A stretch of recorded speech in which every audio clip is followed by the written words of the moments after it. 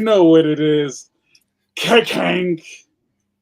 Yes. Yes. Yes. Snap emoji. Yes. Guys, you know what it is. You know what time it is. First off, you must know what time it is because if you see these three smiling angelic countenances, you know that three things are true. One, it must be 8 o'clock p.m. EST somewhere on this earth.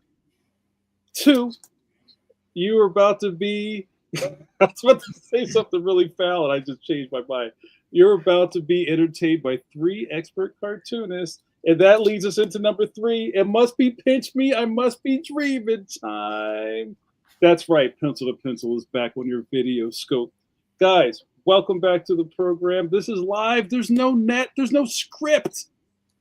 There's no notes. Stone Cold. This is all for you guys, and I'm so happy to bring it to you guys. Let's do some introductions. Well, hello, my name is JAMAR NICHOLAS. I am your first expert co-host. I am on the board of the National Cartoonist Society and also the chapter chair of Philadelphia. Go Birds! I got to do my bird swoop. You know they do that too, because we're not obnoxious enough. We do that. I also am a graphic novelist. Leon Extraordinary is my series at Scholastic underneath the graphics imprint. You've heard of graphics, right? You've heard about Bone, right? Heard about Wings of Fire, Dogman, everything Raina does. You've heard of that. Leon's there too. How exciting is that?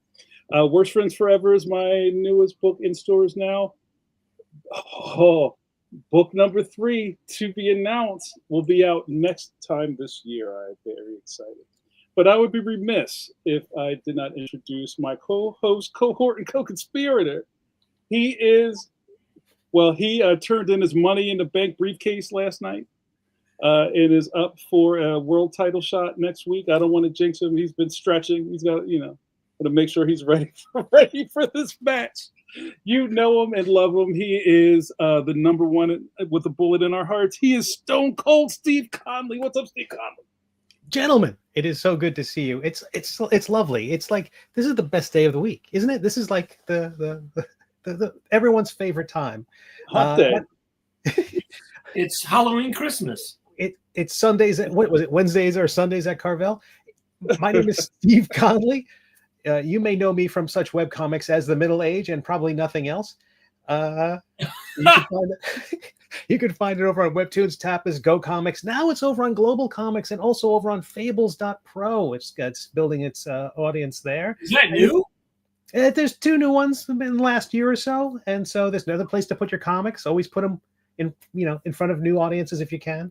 I also make TTRPG stuff, like if you play the Dungeons and the Dragons, and you can check all that out. The next one is Stabracadabra, and you go to stabracadabra.com and check it out. But I would be remiss if I didn't introduce the Tower of Power, the Man of the Hour, Too Sweet to Be Sour, the Maestro of Mark Making, the Miraculous, the Mercurial, the Magnificent Mr. Mike Manley. Oh, I get no respect. Hello, ladies and gentlemen.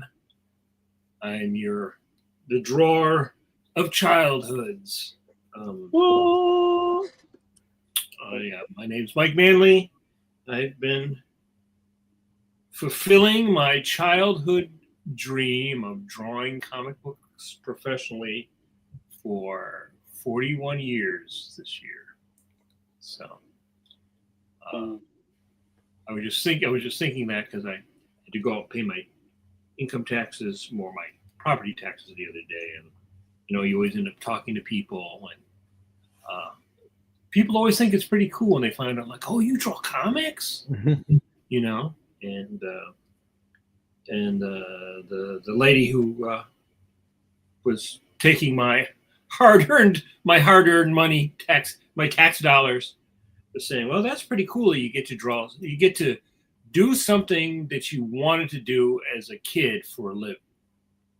And so that's true. Most people probably, I don't know, maybe if you're a doctor or maybe you're a policeman, but a lot of people don't end up doing what they wanted to do for a living or they fantasized about as a kid. So that's pretty cool.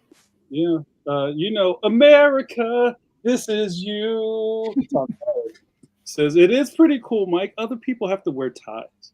Other people have to wear pants. Tom Zoller. That's true. That's right. That's true. This is a pants-free podcast. We used to say back in the day, this is a neck beard free zone. Yeah. There's no well actually happening on pencil to pencil. Is we're expert cartoonists. We only give you the finest advice and information. So yeah, Mike, it's funny. It's kind of become part of our canon that we talk about you drawing childhoods, and I hate to say it, a lot of us are kind of getting older too. Like, you know, There's no kinda about it. How dare you? Like Stone Cold was doing motion comics back before they were called motion. Back in the 1850s, Before there was internet. Yeah, like come on, let's steam powered promotions. Yeah, he was putting his comics on a lampshade, spinning it real quick. That's right. Yeah. Zoetrope go. So my first softball question is to Steve. Being walking that internet superhighway for so long, I'm sure you have fans that are in pockets, right? You have, and I think we all can speak to this in a way. I'm sure there are fans of you, right? Don't blush. You know it. You've got fans out there who just whatever Steve does next, I'm in. Then you have, when's Astonishing Space Thrills coming back? When's Astounding Space Thrills coming back, Steve Conley? Right? Oh, yeah. Or then there's people who are like middle age and go, wait, you've done other things? For sure. You know what I mean? So do you hear from a certain pocket of fandom often, or is it all just kind of new to you every time? No, it's definitely. Also, given that my work has been in multiple styles, like there's some people who really liked Astounding Space Thrills, which is if anything, I was trying to draw like Wally Wood or Steve Rude or Russ Manning, very much. I don't know. To me, the kind of Hellenic ideal of a comic book artist, and all my stuff was, Bush League compared to those giants, but it was definitely in that vein. And people are like, "Oh, you should be drawing Legion of Superheroes." It's that kind of thing. No one's ever looked at the Middle Age and said, "Oh, you should be drawing anything." The Middle Age is all me. It's my own thing. It's over in its own little cul-de-sac, and I think the stylistically, it creates pockets in a way that they're going to gravitate to it or they're not. I think that I talked about this before, that I really think of our art style as a second genre. If genre is a set of expectations, people see the style and that automatically tells them what they can expect. And I think people who deliver on that expectation are often, they often, they'll get 5 stars. If someone goes into a Italian restaurant and all they serve is gnocchi, I mean, that technically is Italian, but it's not what they were expecting. So I think when people see David Peterson's Mouse Guard, I think he delivers beautifully on the promise of what they see. When they see work of Tom Zoller, and they immediately, and he delivers on that promise. I feel like that's kind of what. So I think that creates pockets. In a way, especially for me in the style of things I did. But last night, someone who's an avid reader of the Middle Age, they went onto my site and they bought they bought the PDFs of Astounding Space Thrills, and they're eating them up. So there is some cross-pollination there, but I don't know. I tend to think stylistically, I'm kind of cording off sections of my career. So that answers the question. Yeah, let's start here because this is interesting. I know when we have set up at conventions, I know I'm guilty of this.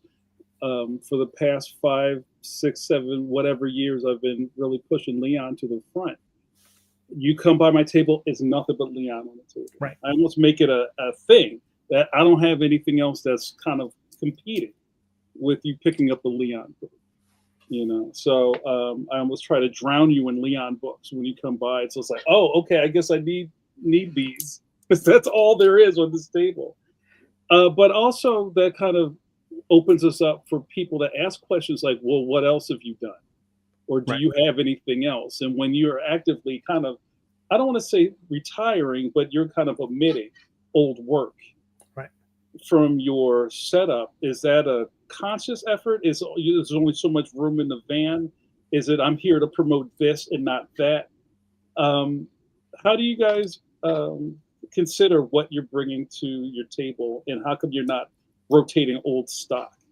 I'll ask both of you that.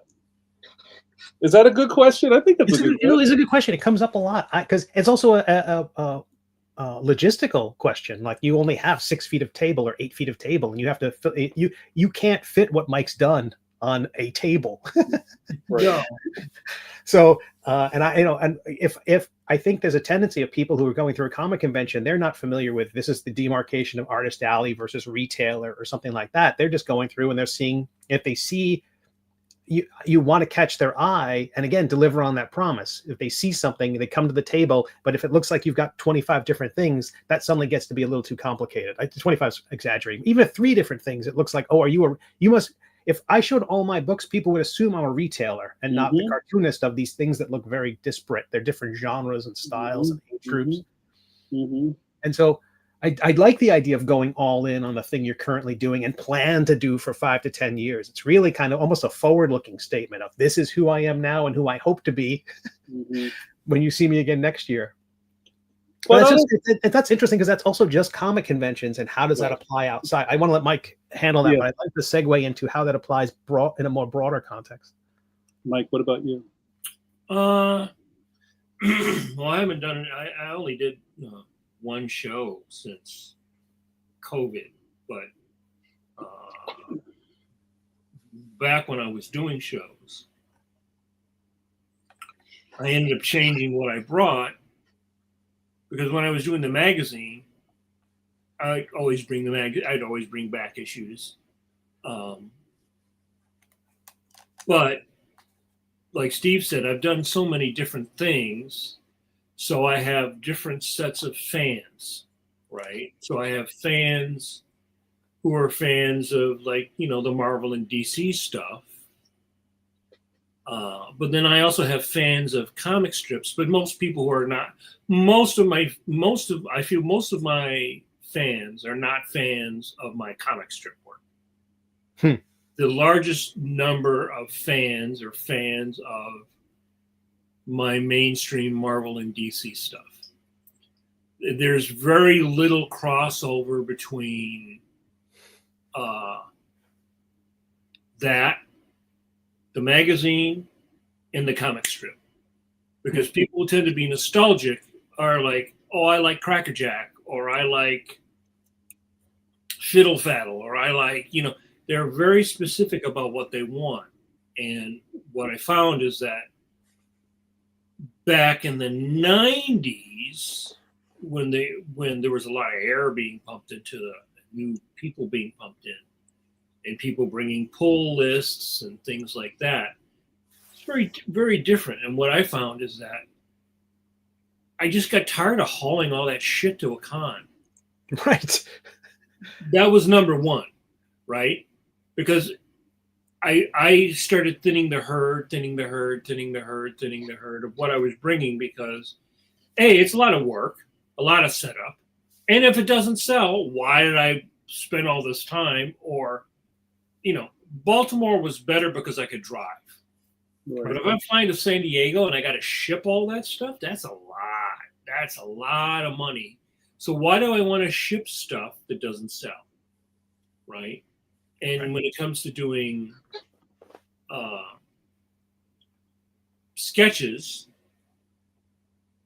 most of the people that would come, if I would take art, most of the people couldn't afford to buy would get a sketch. They're not really going to buy a page, and they're not going to come in and say, "Oh, I'm going to buy this cover for $30,000." That's really not going to happen at places like that. So I kept tailoring what I was bringing, because I found that after a while everybody had a copy of Draw that really wanted it, and you can still order them digitally from tomorrows.com. I got all the draws. Right. So, your fans, I've been doing this 41 years. So let's say you were a fan of me within the first 5 years.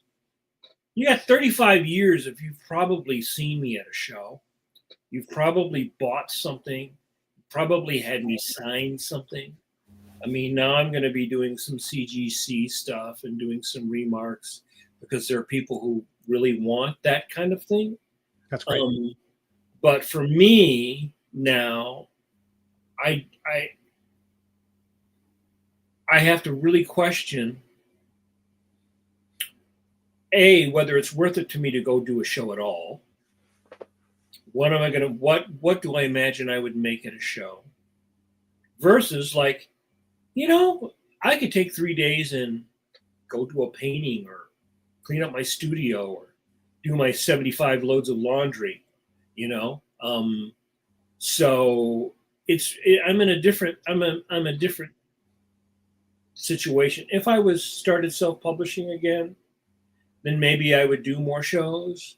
But again, I think we're really sort of in a very different. I'm in a different spot, and what it really comes down to is, what do I think I would get for the effort for taking all that stuff? When Mimi and Liang were here, while they were in school and everything, I could take them, which was great because then that would be extra people to help the booth and things like that. If you're like a one-man show, right? You're going to drive, you're going to fly, you're going to ship your stuff. What's going to sell? If you're trying to sell stuff, you can't be doing a lot of sketches because you're not going to be sitting at the table drawing because you're going to keep signing. You're going to keep signing. So it's like, it's really, I'm going to do a show next Big Little Con next April. And I might do a couple more shows next year. But I'm at the stage I have to really think about whether it's worth it for me to do a show. And if I do a show, maybe I really don't want to take anything.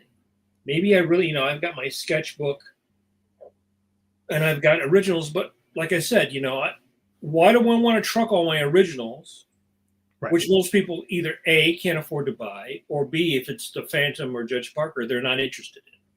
Right. So that's something that I have to manage, take with me, watch, manage, when most people just want me to sign in like cards or they want to sketch. It really becomes like a time management versus return on the effort of taking the stuff, of driving versus flying,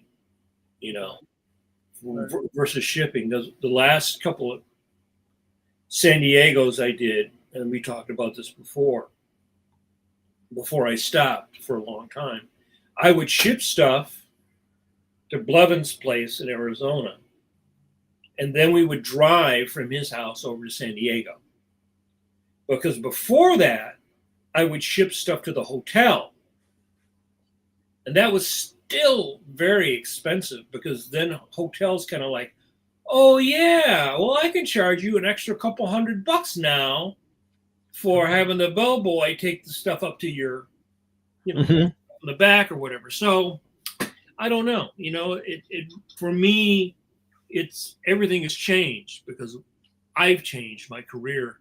Right. My career has changed, and I'm at the point where like I would almost just like to show up and take out my napkin and my little fork and screw it together and set it on the table and the little thing. I don't feel like I want to haul a bunch of books. I don't want to haul a bunch of stuff that I've got to manage if it's not going to sell out by the end of the show, and I got to spend all that time packing everything all back up. It's where I am now. Like I said, I think all the time about starting to publish again, but I would probably do that through Kickstarter, and then I'm not sure whether it would be worth my time to go to conventions to try to sell the stuff and have to haul the stuff or ship the stuff. I mean, when you go to Baltimore from Florida, you got to ship everything, right? Unless you drive. Yeah, I ship a lot, and then I also load it into a a bag that gets to be 49.5 pounds, and there's all those kind of logistical questions. But yeah, it's shipping some stuff, books ahead. Definitely books. Anything you got to lug. It's very interesting, especially when you start talking about Kickstarter and all that stuff. Jamar, where do you fall in on all this? I mean, you're all in on Leon. Well, while you guys were talking, I was listening. I'm a good listener, but I was also thinking about everybody's a little different, right? Like to what Mike is saying, it's like you kind of go into it knowing exactly why a fan would be coming over to Mike's table. You know that ahead of time.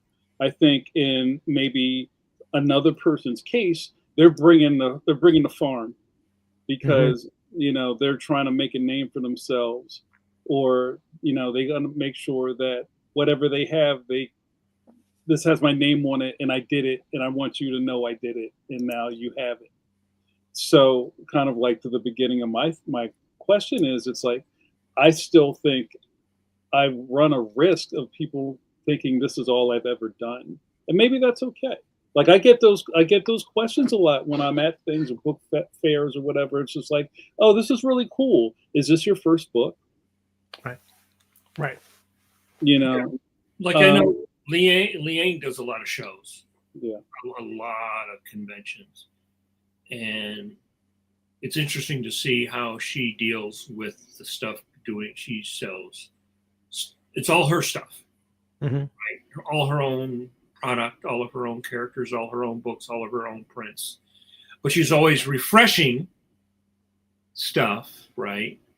And that's a different lift than me working on Batman, right? Because people are going to come because of that year I worked on Batman, right?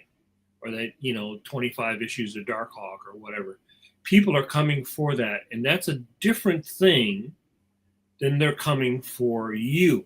And like coming up to your booth and going like, oh, I like your cat charms, or I like this print that you did of this. Right. But that's a different purchase. Right. It's a definitely different thing. Like, and I was studying tape today, guys. I was listening to some old episodes while I was working, and we were talking about the modern convention setup. Like, what did you call it, Steve? The ice cream truck? Yeah, style, right. Where it's just your head is ding, ding, ding, ding, ding, ding. You need that little. I don't know how much of that was brought about because of COVID, because you didn't want to have stuff for everyone to touch, so you just had pictures of it or just had a sample on the wall, and people would say, "I want to, bomb pop." I want a toasted almond, so a strawberry shortcake, Steve. I think the Otakon kids did that. I think that came from manga anime convention.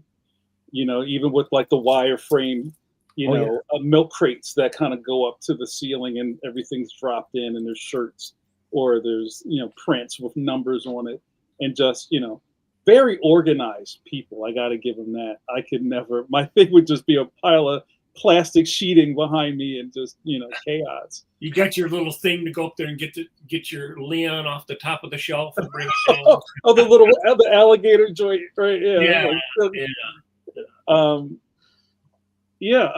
because anything that's innovative didn't come from comic book conventions. It came from someplace else, right?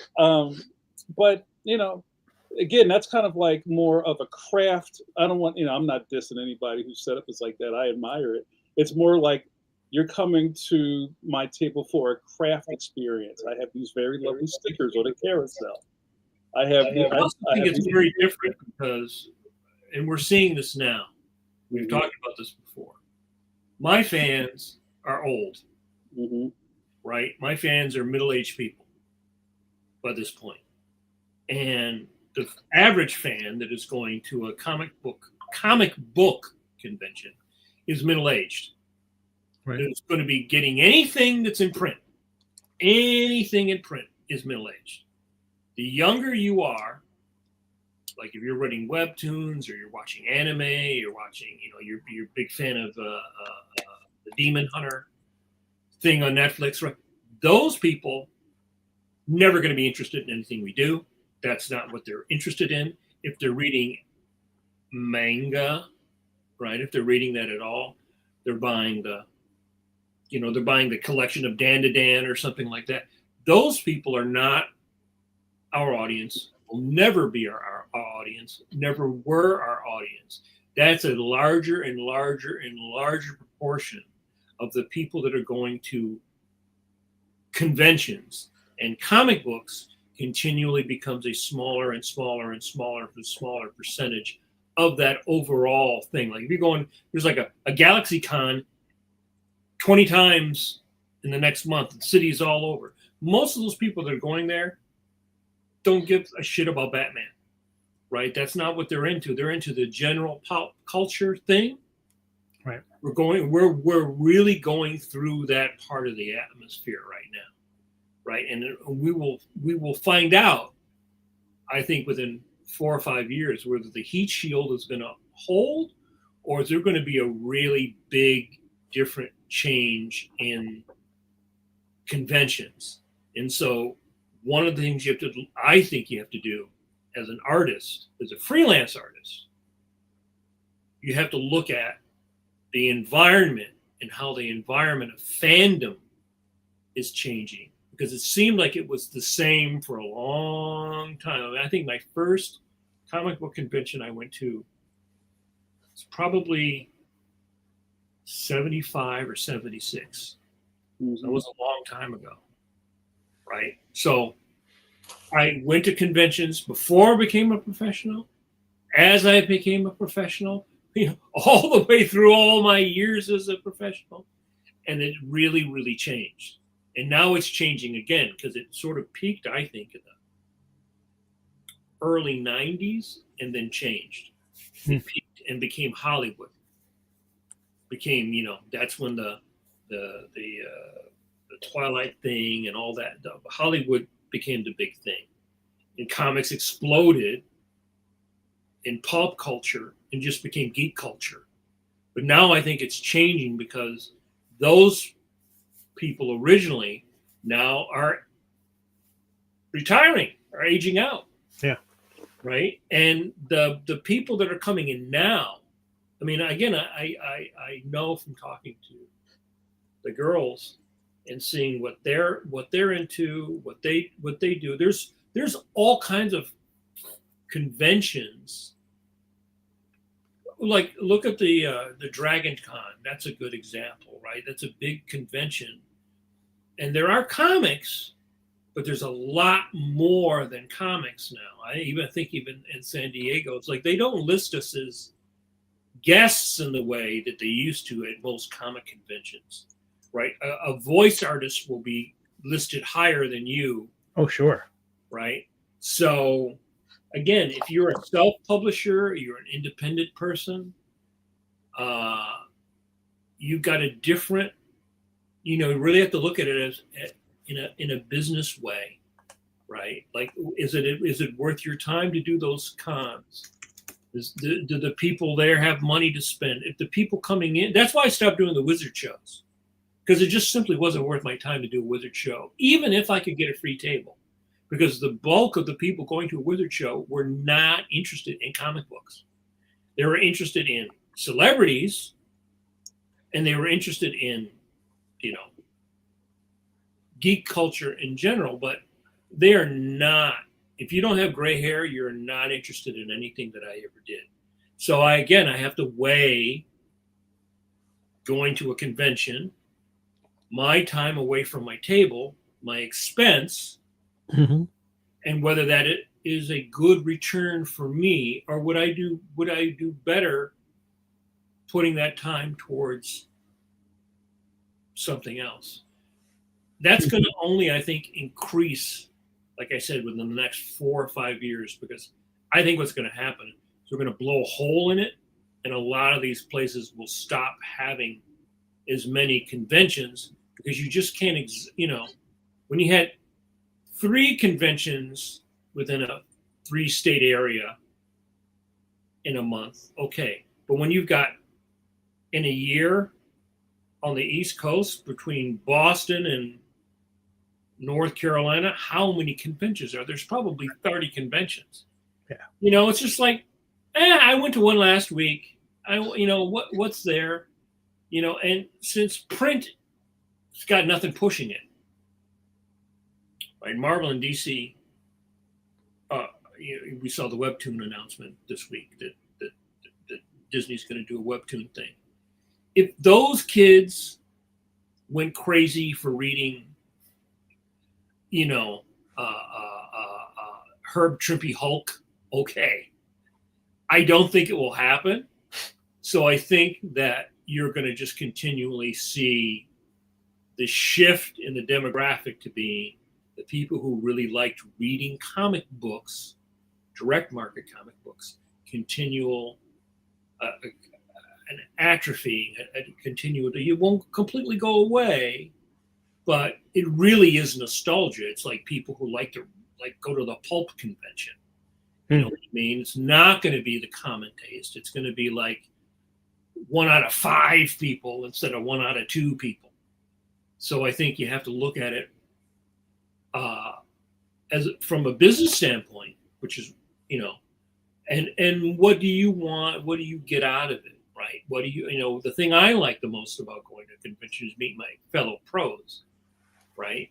I don't really buy much anymore. I don't, and if you're busy, you don't even really get to go around and shop and look at stuff and meet people. Like, oh, I wanted to, in fact, I remember I wanted to meet Bernie Wrightson, before he had passed away not too long after that last show. But I was so busy that weekend that every time I was free and I would go, he wasn't there.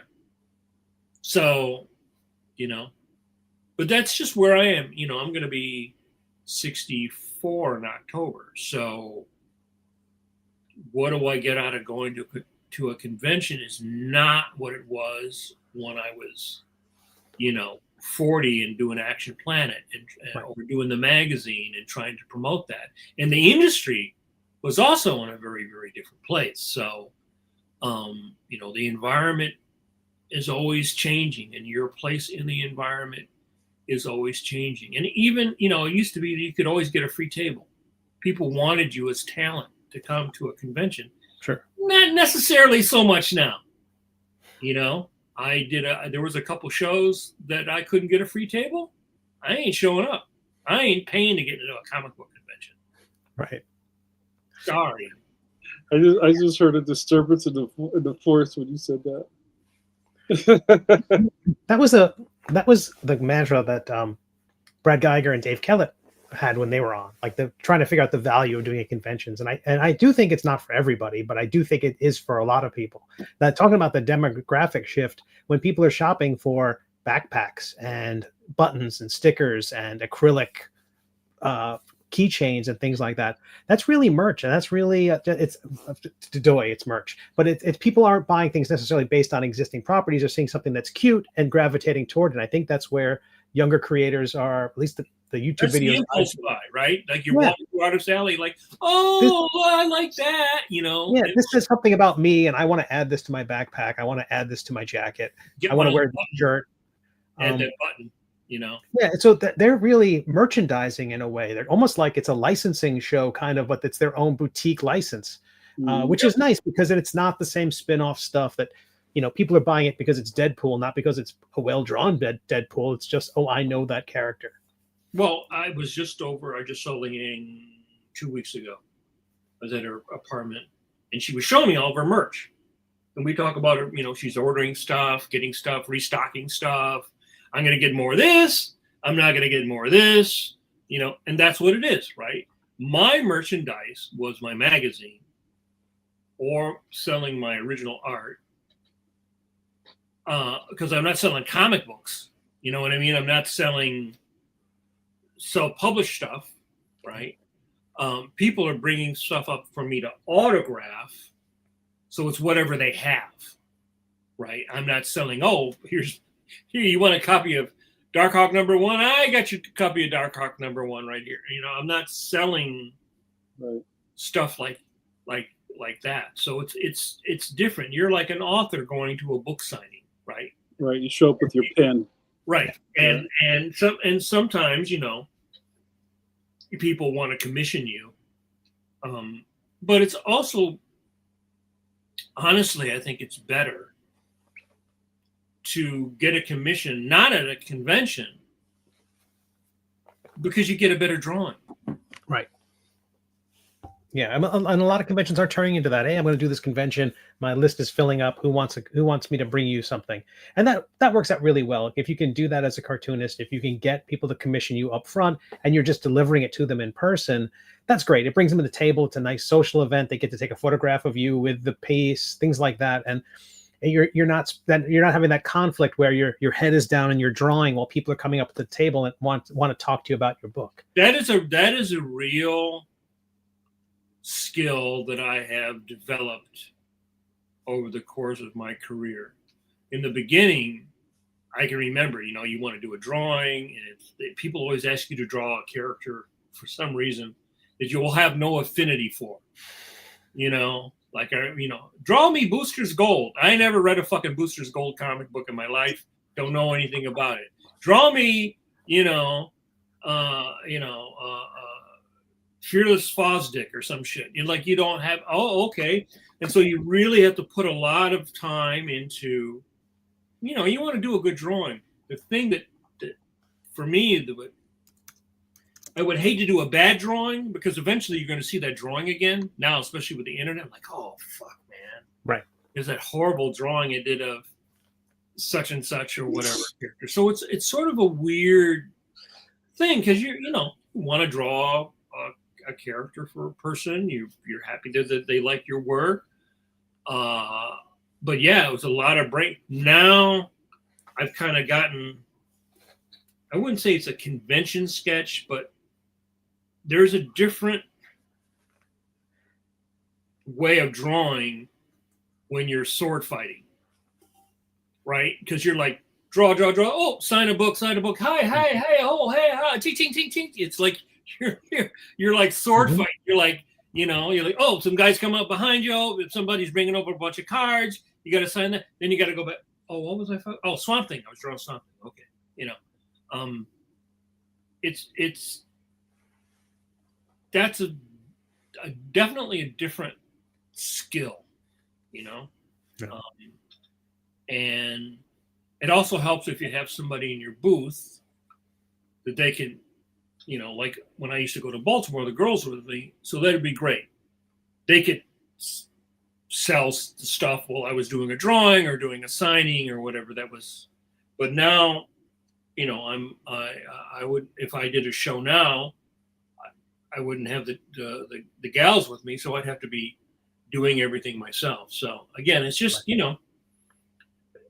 when you've had a career this long, you can look back over and really see how things changed over time.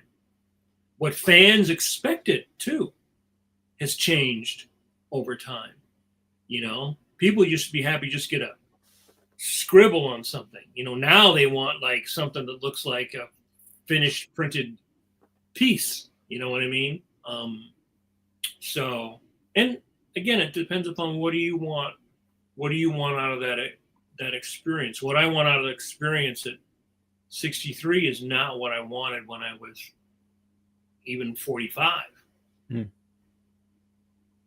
Hey, guys, guess what? We should do, this should be like a Christopher Nolan movie, like at the very end. Wait a minute. We got to turn the room sideways and walk up. Dark Knight Begins. Like, wait, I've been in the wrong movie for 2.5 hours.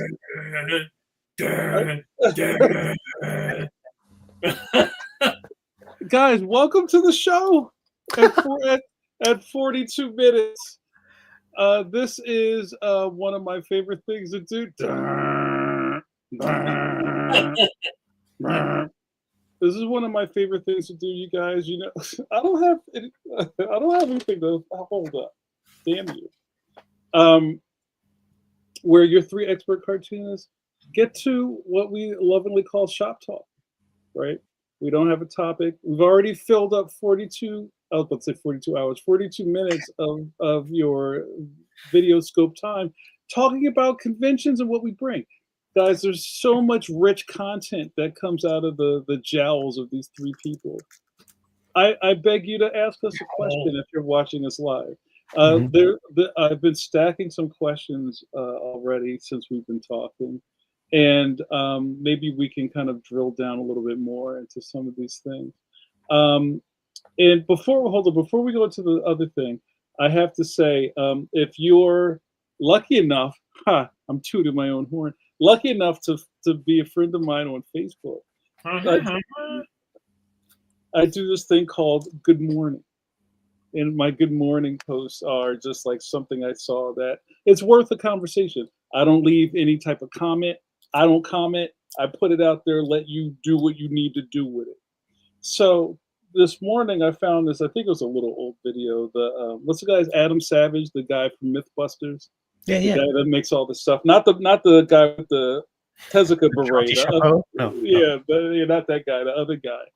Is sitting at his workbench, and he goes, "You guys, I've been using the same pencil for 30 years, and they stopped making the pencils that I like, and it's killing me." And as a stationery dork, as a lot of the people who are watching this are, like, we're kind of like stationery nerds. We're art supply nerds. We love this stuff. I didn't have a word for it, but Mike will tell you a million ways from Sunday that something changed with the paper, something changed with the ink. You go like this, and the tooth is not is something's wrong. It's like cartoonist Inception. Something's wrong. I just can't put my finger on it. And Adam Savage started talking about the Papermate Sharpwriter,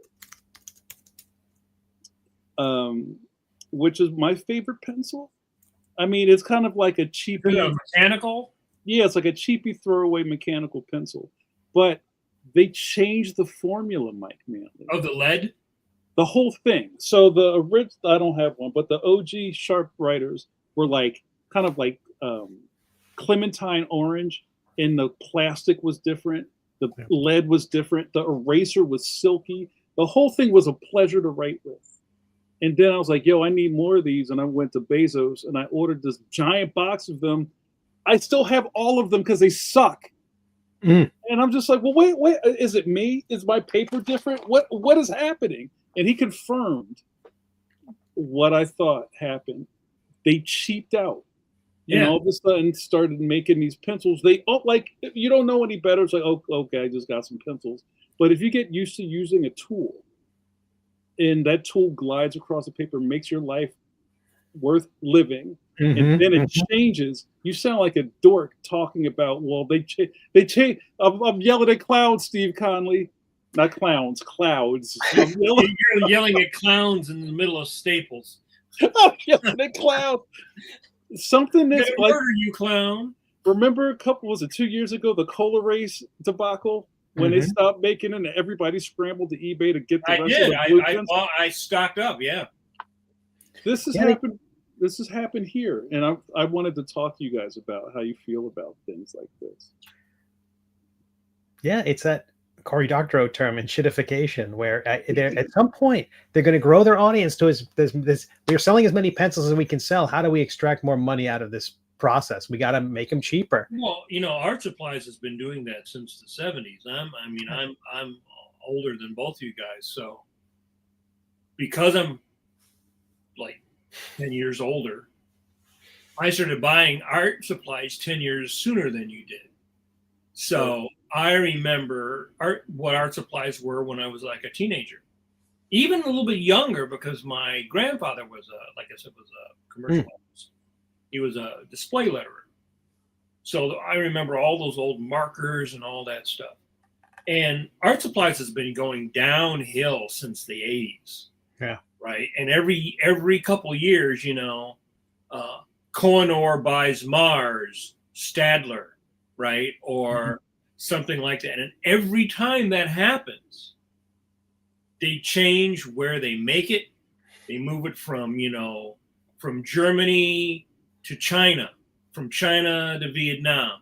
They change the way they make the lead. They change the way they make the plastic. They changed the metal, like pen points, the way they made metal. That started happening in the 80s. That started happening in the 80s because I remember when I used to buy the Hunt 108, and then something happened, and they started getting the Hunt 108, and they were suddenly inferior metal, and they would snap and break. And that was like 1987, right? But you could still buy the Pelican ink. If you buy you can buy the little Pelican ink that's supposed to like the drawing ink A that they used to make, but it's not. It is not. It is not the same ink. If you like a marker, inevitably, like everybody used to love. Come get these pencils. Everybody used to love Pigma. Everybody loved the Pigma. Pigma markers are shit now. They are shit compared to the way they were. The ink isn't as good when if you pencil heavily, you've got to actually roll the kneaded eraser over it before you ink, because once you erase it again, you erase your pencil, it'll suck the ink right off. It's only because they changed the formula of the ink. That's been constantly happening in my career since the 80s. Something I liked, which was really good, suddenly becomes shit. I have been scouring estate sales, estatesales.net, and I'm zooming in on every photograph. It's like it's a table full of, are those pencils? Are those pencils? I don't care what the sculpture or the Fabergé egg in front of it. I want to know. Is that Pelican ink? Yeah. Yeah, man. What am I going to do with all these bum ass pencils?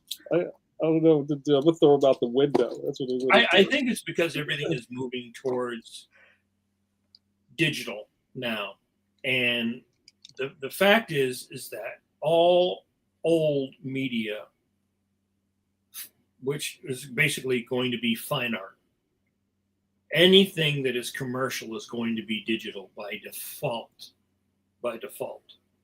And I still think that, like when I had my mentee this summer who wanted to be an inker, I was trying to show her the old school stuff, because I said, my muscle memory transferred from 40 years of working traditionally to the digital. If you never have that transfer, then you're not really inking.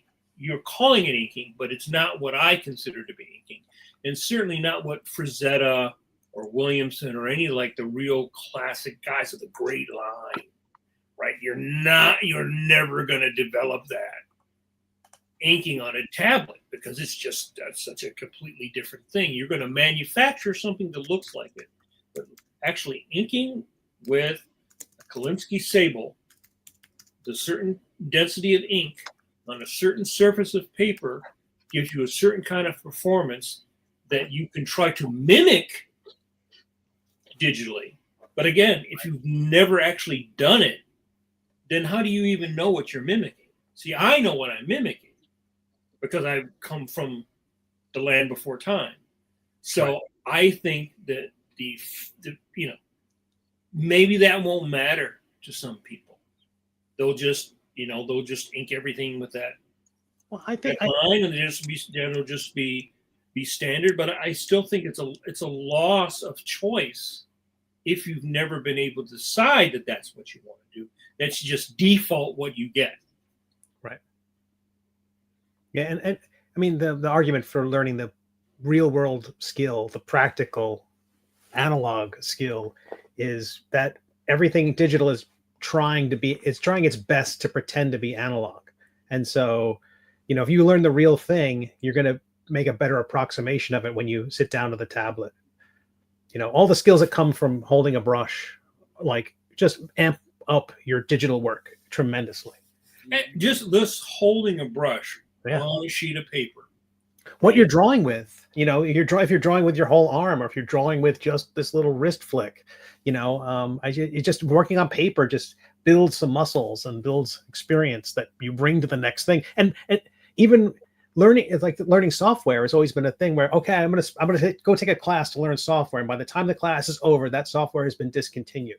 Whereas the practical analog skills you learn carry through every version, every pencil, every stylus that comes out for the next 100 years will emulate the pencils and pens and carving tools that came before.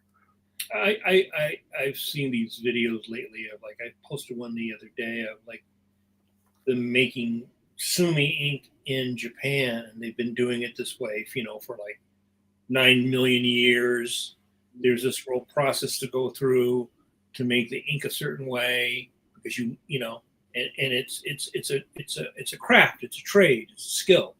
And I feel that cartooning or painting is the same way. And to me, it's all about having the choice of what you want to do. Like, I'm choosing to do my strips digitally. I don't have to. I could go back and draw them all on paper, right? I am choosing to draw them digitally. That's different than saying I have to draw them. Right. And the hard-earned lesson is that if you find something you like, buy a bunch of it. I do that with, like, dental floss. Like, I have, like, it will go away. It will go away. If you like it, it will go. Some company's going to buy. Most of these companies exist for the sole purpose of being sold to someone else who's going to strip them for parts. So, well, and the thing is you like them. And the thing is you won't know when it will happen, right? That's the thing. I mean, Al Williamson told me that in the 80s when I got to know him. If there's something you like, basically hoard it. Because the thing is, with the art supplies, nobody knew that who was it that used to own Prismacolor? No one knew that when Prismacolor bought Color Erase, or somebody who's going to buy them, they're going to go like, it costs a lot of money to get this vermilion from this place. So we're not going to do that. We're not going to get that vermilion. We're going to get this other vermilion, which means that the mixture is going to be a little bit different, which means that you're not going to get that nice feel on the paper. Mm-hmm. You won't know that that's going to happen. It will just, like, one day you go in and you like, oh yeah, they don't. No, like, I didn't know that they were going to stop making Pelican ink the way that they did. Right. They did. And, like, oh, then you're running around trying to find some other thing. And for me, it's all about ease. I don't like to fight my tools, right? So that's one of the reasons why I stopped using the Pigmas. Mm. Because I don't want to ink a page, erase it, and go, shit, now I got to go back and re-ink it. Right. Right. Because it turned into Casper land. Yeah. So, again, it's like there's a lot of things like that you as an artist you're not reading, Art Manufacturers Monthly, where you read, Mars bought Cornor bought, right. Some other company. Oh, this other company bought this other company. And that's basically, like what we're seeing happening in Hollywood. Merger, because I would imagine with traditional art supplies, the people that keep it going are the hobbyists. It's the grandmas who are going to Painting with a Twist that are buying all the oil paint. Right. No. The amount of professional, there are probably more professional artists alive today at one time than there have ever been in the history of the world. However, companies are demanding everything to be digital. And if you do an oil painting, the hassle that you have to go through yourself to get a transparent, people don't do transparency anymore. So you got to get your setup, get your lights, get your high-end digital camera, or you got to go to somebody who does that and photographs it for you, right? And there's all those things that come into the your process of doing your art. So like Williamsburg Paint was a nice, used to be a handmade small company that did paint. They got bought out, and people were immediately worried, like, oh shit, it's like Amazon buys Williamsburg. Does that mean that all of a sudden the quality of the, this paint, you've got to have the right kind of pigment? Does it have a lot of binders in it? Does it have a lot of filler in it? Like there's Winsor Newton, and then there's Winton. Winton is the student grade, so it's got a lot of fillers. It's like those old kung fu movies where it's Bruce Lee. Right. Bruce Exactly. Lowe. Yo, Exactly. That ain't Bruce Lee. Right. So, when they do things like they suddenly say shellac is hazardous, so we're not making ink with shellac anymore. We're going to use an acrylic base. That fundamentally changed the performance of Indian ink. Right. So there's all those. I mean, you're always battling. You're battling 100 things all the time as a commercial artist. You're battling publishers' demands, publishers' tastes, the industry as a whole. Where is it going? What does it prefer? And I'm old, so I came from the old school, and I had to adapt into the new stuff. And what will eventually happen with people who are working digitally? You'll get used. I really like the interface of this program. Who's to say that 5 years from now, Clip Studio will be gone, and the people that bought them and replaced them will be like Adobe and fuck the product up, and then everybody's going, God damn it, where's my? No, it doesn't work as well, right? And then you will hear the great sighs of a billion voices were snuffed out. A big tremor in the force, because you hear that with every new version of Photoshop. People go, what the hell's going on? Where's my marquee tool? Someone snuck into my studio and moved everything. Yeah. I have to fight like 3 AI contextual windows before I do anything. Hey, before we run out of road, I've been earmarking questions. So, this is interesting. What up? Robert Jones from the Book of Faces says, I buy vintage pencils on eBay. A little patience for the right price is sometimes in order. Otherwise, it's Blackwing, Mitsubishi, and Tombow. Also, a solid old school drawing pencil is the Unigraph from Musgrave Pencil Company. Family runs small American company for over 100 years. Thank you, Robert Jones. Appreciate that. All right, before we again run out of highway here, Steve, do you want to dig into the stars and see if there's anything we could talk about? Do I? No, do I? Yes. Yes. Let's start from the top.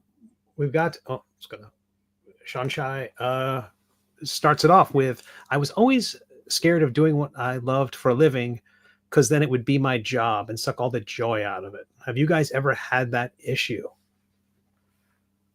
Ooh. JAMAR? Yeah, so I mean that sounds like that old chestnut.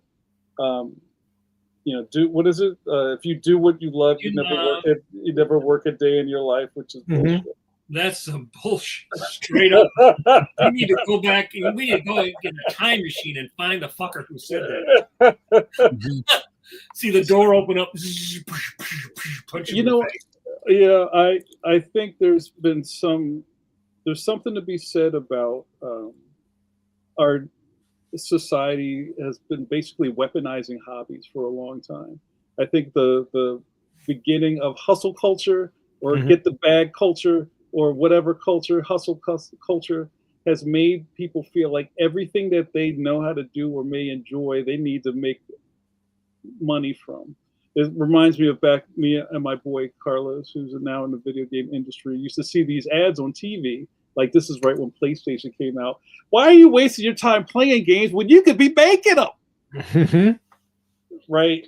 And it's kind of like right there, it's, and commercializing what somebody enjoys doing.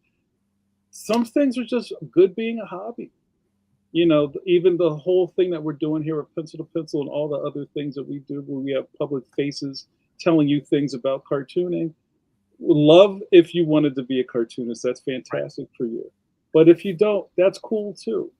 You know what I'm saying? I know this isn't for everybody. And part of what I loved about doing this stuff with Mike, especially all these years back, is like kind of scaring people about how hard this is.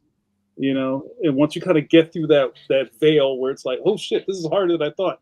Great. Now do you still want to do it? Now let's talk. You know what I'm saying? So I think if you enjoy what you do and it brings you peace and contentment, that's fine. You don't have to make a check off of everything you love doing. That's my 2 cents. I love that. It's also a thing where you have to love it to start, because you're not going to get paid a lot to start often. Like I think Mike was put into the Marvel bullpen right out of the bassinet. They like picked him up and boom, right into the Marvel bullpen. But most people, they're starting their creative career. They have their idea, their vision for the thing they want to do, and you just can't expect that to be bringing in $4,000 a month in Patreon money out of the gate. Unless so you have to do it for the love of the thing. And the idea that it would suck the joy out of it is, I would say that's a risk worth taking. Like, if you love it, just do it. And if at some point it's no longer fun, it might not be fun if you don't get paid for it. It might not be fun. I don't know. I feel like you just have to. I don't know. I wouldn't want to predict that there was a dead end. You know what I mean? To stop you from going somewhere. I don't. I think it's almost like a false narrative, right? Because you really need to take fun out of it, right? If you're going to do anything as a professional, you have to take the fun. Fun is not the first thing that you concentrate on, right? Mm-hmm. If you're going to be a doctor, you're going to be a musician, you're going to be a baseball player, you're going to be a professional tennis player, a bowler, whatever. You sort of have to take the fun. People that's sort of the hobbyist or the outside person goes, oh, that looks like fun, right? You could say that to a movie director. You could say that to a concert violinist. That looks so because the person outside looking at it, it does look like fun. And I can tell you today, there were parts of my day that were fun. And there was a lot of it that was just fucking hard work. Yeah. Right? Every day, my job is hard work. I never say it's fun. Now, I've been doing this 41 years, and I do love doing it. But I do not say that it's fun. That would not be the first thing that I would say, because also you have standards. You're pushing yourself. Also, there's a lot of the weather conditions for every job are different. Some jobs are easier. Mm-hmm. Some jobs, like this week, was very hard. It's a very hard week. I would not say it was fun. I'm happy with some of what I did, which is about as good as it ever gets. And I think if you ask most people who do this for a living, and they're really on their A game and they're really being honest, they can say, yes, it's a great career. They're doing what they want. But I don't think that most professionals would say fun. And that doesn't mean that it's bad. But I think when you're pushing yourself and you're really working hard, if you went and you asked Mickey Mantle when he was at bat, you ask any professional athlete when they're at bat, hey, sir, is this fun? And it's the bottom of the ninth and, your team's about to lose. They're probably not going to say that it's fun while you're engaged in it, right? I think you can look at it as being, yeah.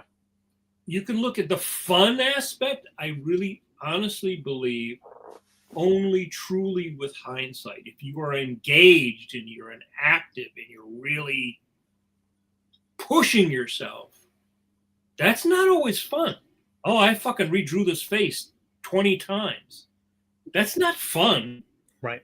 But you have the passion and the desire to push yourself beyond your limits. Nobody who's running with a stitch in their side goes, this is fun. Yeah. I love this clarification Sean has added. I don't object to working hard on something I love. I don't want to not be true to myself so I can pay the bills. I get that. There are things about cartooning, and this is probably jobs we've taken, where this is not my ideal subject matter. This is not my ideal dream project, but this is going to pay the bills. And so I'll be using my cartooning skills and that suite of tools we've built up and doing something with it that is just not my dream project. I can understand how that could be frustrating. Like if you suddenly find yourself working on something that is, yes, it's cartooning and everyone thinks, oh, you must be having a blast, but you're doing something that just is not rewarding in any way. I could see that becoming an issue. But then it's the thing of, as I also love this comment from, I think it's Juan. Even on a bad day, being a pro cartoonist beats an office job. So it's about, because even those office jobs are going to have those same kind of pains in the ass. You know, they're going to have things that are going to be, but I understand if you're doing your creative task as the thing to put out fires, as your day job, that can drain the tank. That's also not leave anything for you to come home and be creative too. Whereas when I was working as a graphic artist, I was bursting when I got back, when I was off the clock. I was bursting to do something creative. So I do think it's a consideration, but I wouldn't. I don't know. I think it's personality too, because there's some people's personality that would not allow. Look, I will be honest and say that I never imagined I would be drawing something like Judge Parker, right? Right. And I was at a point in my life where I had something blow up and leave me in a big hole while I was in school. And that opportunity to draw that strip, which I never read, came up because I had done another job for the editor. And so I took the job because I wanted to make regular money while I was in school, right? So there's many things about Judge Parker that it's now my first choice. You know, it's I was never passionate about it, like, or read it. It wasn't like, oh, you want to draw Flash Gordon, right? Or something like that, which I would have more affinity for. But my skill set is such that I can turn myself to the task because I'd rather do that than not make money. Right? And there's a lot of practicality in it. Yeah. That's the main thing I think that's the difference between what I call fine art and commercial art. Right? Because when I'm doing my fine art things, I'm only seeking to please myself in the way that I want to be pleased. In commercial art, you're trying to please yourself, if possible, in order to make a living. And I'm being very, very practical about it. I think that's a big hurdle for some people because they can't do that. They cannot be satisfied doing that, or they don't have the personality and they don't have the skill set to be able to do that and to be able to adapt. There's a lot of adapting to situations as a commercial artist, as a professional cartoonist. I would say that 95% of the jobs, there is some form of adapting that you have to do. Oh, I can't ink it because the deadline's too tight. This job came in 3 weeks later than they said. It conflicts with another job. Now I have to turn down that job, or I can't take this job because of some. I mean, my whole career is rife with that kind of thing, and that's just part of doing this for a living. There's a certain amount of practicality that comes with again, it's all a choice. You can always say no. You can always say, no, I don't want to do that. Right. So I could have always said, no, I don't want to do Judge Parker. But I figured, oh, okay, I'll do it. And it is a regular living. And having a regular paycheck as a cartoonist is a great thing and cannot be overstated. Because I know thousands of cartoonists who would be happy to have a regular paycheck. Heck yeah. I see people bitch all the time. See people always complaining about they ain't got no work. They don't have a regular paycheck. They want a job. They've got to go drive a bus or do something else. And I don't want to go back and become a short order cook. I don't want to go back into commercial art. Now you couldn't even do it now, right? The way the world is going. I heard a statistic last week talking to some friends that probably 75% of the people who are in the animation union are on layoff. Notable people selling their houses and moving out of LA. Right. So if I was just going to be real picky about what I wanted to be a storyboard artist on, you couldn't do that in this kind of environment. So there's all these other things that come in that affect you, that are greater than you, that you had no control over. That if I had moved to LA when I was working on the shows and I had completely given up comics, I might be in that kind of position, right? That a lot of people are. People that created and directed major cartoons on Cartoon Network are selling their houses and moving. Yeah. Right. Jamar, how do you feel about the question? Well, we're still talking about Showtime's thing, right? Yeah. I don't know. I feel like I went first. So, and I've been reading the chat, and there's a lot of, and I want to be real delicate about this, as there's a lot of, and I understand it, right? Because we are, what they say, living the dream. And I don't ever want to step on that. It's real. Like everybody here is in a really nice space with pictures on the wall and Transformers on the shelf and all that cool shit. And yes, we're doing the thing. But I also know, like Mike always likes to talk about, having the personality for this. And I think the personality for the way I do things is like, I boosted my career up rung by rung at a day job. I did both the whole time. You know what I mean? And I have really specific, like Liam Neeson, I have a particular set of skills that allows me to do the other parts of my life. You know what I mean? If I didn't have whatever I did that made me successful at my day jobs, I wouldn't be on the board of an NCS.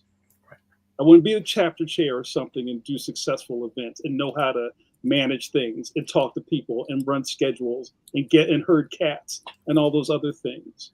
There are some people that would crash and burn quickly if they had to go put on a tie. So I don't ever want to diss that, because that is a real thing that people know how to do and effectively can make them a better person once they get to live their dream. You know what I mean? I think those things connect in a way that is worth celebrating. Not everything is like putting, the P on Pumas. You know what I'm saying? Like, I think my life as a, gallerist and all that other kind of stuff has made me a more complete cartoonist. I know we're running out of time, so Steve, if you want to throw one or two more on here. We'll dig in. Diesel Funk, hello on Facebook. I'm thinking that the idea of cons are going to share space with an increasing amount of live social selling. That Stranger Comics crowdfunding raised over $40K in one day, all because they were live selling on Kickstarter for 12 hours straight. If crowdfunding is eliminated and creators go direct to customer, will make for an interesting market. I suppose that more of a comment and talking about if crowdfunding might go away. I haven't thought that it will. I don't see that. I mean, it's currently flooded, but I don't. And a shout out to Tom Zoller, who just wrapped up his campaign, and to Ray, his Kickstarter just started last night. And I think the Pack Rat and Thunder Bunny one is from other folks we see here. So yeah, there's just a ton of them going on right now, and there's a lot more services now that there's, Zoop and Indiegogo and Kickstarter and Crowdfunder and GameFound and all these. GameFound one. Yeah, there's just so many services. I don't think they're going to go away, but it's live social selling. The idea of having an audience and selling to them and getting rid of the middleman is a great idea. Well, I mean, again, this goes back to what we were saying in the beginning. The environment you are in as an artist is constantly changing. It's changing every day. Mm-hmm. Every year, there's some new thing that allows you to reach people and get something printed better or whatever. It allows you more access to things. At the same time, some things that you were used to suddenly atrophy and die off, right? Right. And the other thing is that again, like I said, we're really on a cusp of a big change in the comic business, because the traditional venues, the traditional comic book stores, the traditional distributors, all that completely changing right now, right? Diamond is gone. Whether these other short-term, long-term relationships between publishers and the new distributors and the retailers, it's so soon, nobody's going to know. In 5 years from now, will Random House still distribute Marvel Comics? Right. Or do they get to a point and go like, fuck it, we're done? Will Disney suddenly go all digital and go, fuck print? We don't, why are we doing it? They don't print any Mickey Mouse comics in America. They still do them overseas. So again, where you are, what you like to do, how you like to do it. Tomorrow, Kickstarter could get bought by somebody and change all their terms, and everybody would go, oh, they're horrible now. I don't want to use Kickstarter, right? And then maybe Zoop or one of these other things step up. And then the audience that's reading is constantly changing. We were so used to, for such a long time, probably most of the people watching this, any of the people watching this for a long time, they were used to that old system. And I still don't think we really know what the next system or systems will be. Everything is changing so fast. I would just to put a button on that and move on to get some of these other questions. I would just say that there isn't going to be. There might be one that might have a slightly more market share than another one distribution system, but odds are there's just going to be a lot of competing systems. Oh yeah. Find the one that works for you. But we got two questions here that kind of tie together. I think they thematically connect. Michael says, doesn't the switch to digital complicate the original art market? And Diesel Funk on Facebook, if you're choosing to work digitally, then what is the advantage of doing so? If there is an advantage. Steve, Thanks for the question. Steve, you want to answer that? I think it does complicate things. I think often we're making that decision tactically based on if we think there is a market for the original art. Trying to boil this down, if we don't think there's a market for original art, we won't make tactile artwork and we'll work digitally. It's also a speed thing. If it's got to work for a client, is almost always better to have digitally, because it's so much easier to scale things, resize things, tweak things, and because you're under the gun with a deadline. So but in terms of if I presume if any of us think I worked digitally since 1993 on my comics. And when I pick out the Star Trek gig from IDW in the 2000s, I'm like, I have to draw these traditionally. And I had to break out pens because I wanted the Star Trek art to sell. Because, again, page rates being what they are, I wanted an additional payday when all was said and done. And I think that really is the main argument. I think there's a good argument for the tactility and learning of using traditional tools and the aftermarket, but digitally tends to be faster, more convenient. You can work on it in an airport, things like that. So anyway, that's my quick answer. I don't know if anyone's had to add to that. I mean, I started doing the Judge digitally first, because there really is no aftermarket for the artwork. Nobody wants Judge Parker originals. Some people want Phantom originals, but again, I stopped about a year or so ago. Now, I used to draw them in pencil, and then I would ink them digitally. And I did that also because when COVID was going on, I could pencil it and send my backgrounds to my assistant, either Liang or Mimi, and they could ink them and then send them back, and then I could, I could ink the figures. Part of that was because then I could work off location, right? My heart of hearts, I would prefer to work traditionally, but it really just comes down to the fact that I don't think that there's much of an aftermarket for the original strips. B, I have to produce the strips. I'm doing 2 strips. If I was only doing 1, I could probably go back to digital if I wanted. But because I have to work so fast, digital is just faster. And the number 1 criteria always is deadline. Right. That's the overriding the tyranny of the clock. That is the most important thing. So, I still have a big stack of Phantom originals if I want to sell them. But the stuff that people are going to buy is not the Phantom original. They're going to buy my old Darkhawk or Batman. That's the stuff that people. Right. I like David's point here that he still works on layouts partially in digital, and colors and letters are digital. So it's reminding us that it's not an either or, that you can combine the two for optimal effect for your process. Yeah. It's whatever works for you. Some people don't care about selling originals. They just want to do their thing, tell their story, get it out. If that's the way it works easier, then that's the people who buy original art it's like 1% probably of people who read comics and comic books and comics. Maybe 1-2% at the most. Most people will never buy an original, and I think it really comes down to like an individual choice. I don't think there's a good or a bad. It's just what you want.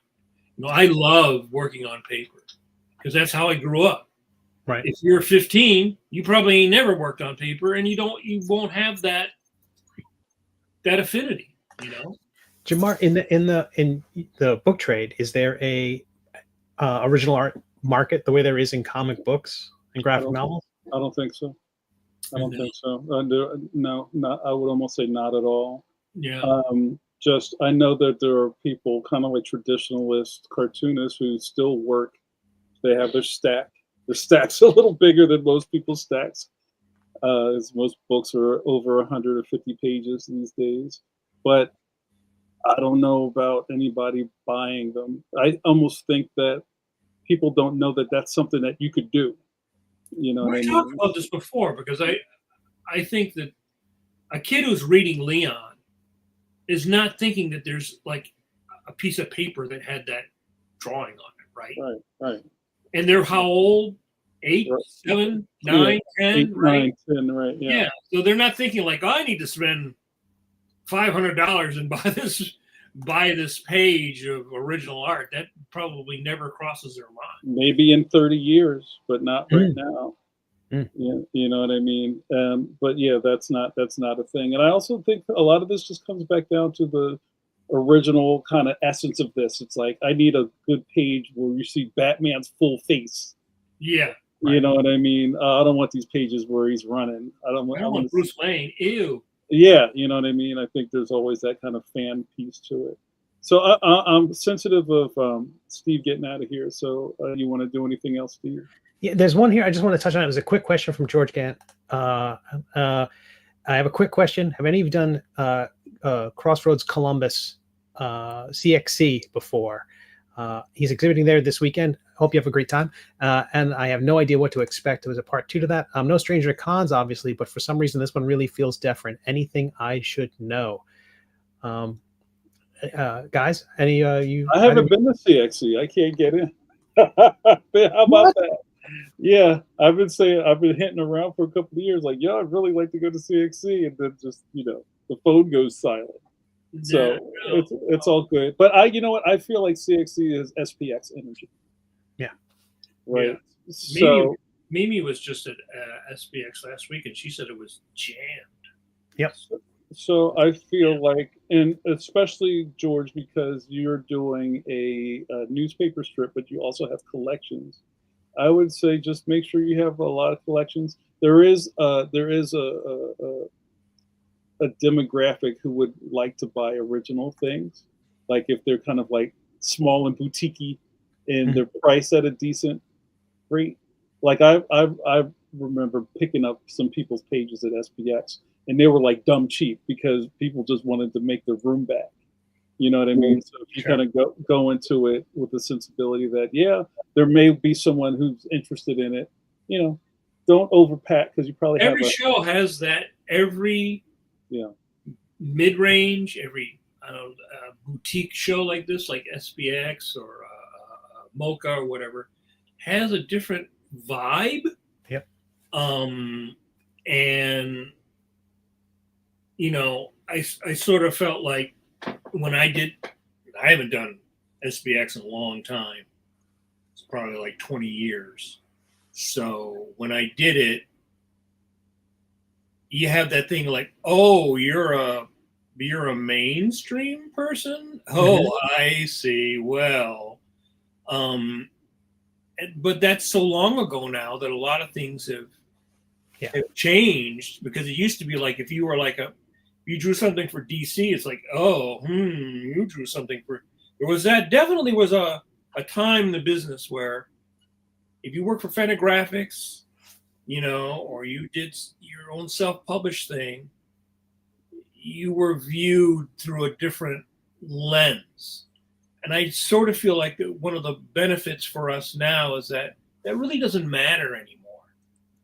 But there used to be definitely a line between there was indie and mainstream, right. And what is a mainstream guy doing at our show? But I feel like authenticity is key at those shows. They want something authentic. They want something, I think that's why it's not a licensed show. It's not, you're probably not going to see Prince of Deadpool. If it's anything like SPX, it's definitely an authenticity rules. Yeah, it's more like a craft beer show, I think. There's places where you go, and everyone there's a reader. There's not going to be someone who says, no, I don't read comics. Yeah, well, I remember when I did the SPX, there were people that I bought them a bunch of stuff, like little silkscreen comics that they made, and sewed them together with like little funny little stories, a lot of really cool stuff. Because to me, there's either good cartooning or bad cartooning. It doesn't really matter other than that, right? Like you can like something because like you might like the way they make their book. Well, that's fascinating, or there might be something you like it because you like the way they draw, and I think that we're like, what did they say in Poltergeist? Everybody into the light. It's like now we're at the point where it's like everybody into the light. I don't think there's as many demarcations now as there used to be. We're like, oh, you're this type of person, or you're that kind of artist, which I think is great. Yeah. All right, Steve, is that it? I think that's it. We got a couple more. We'll save those for our Ask the Cartoonists next episode. Or you can also ask on our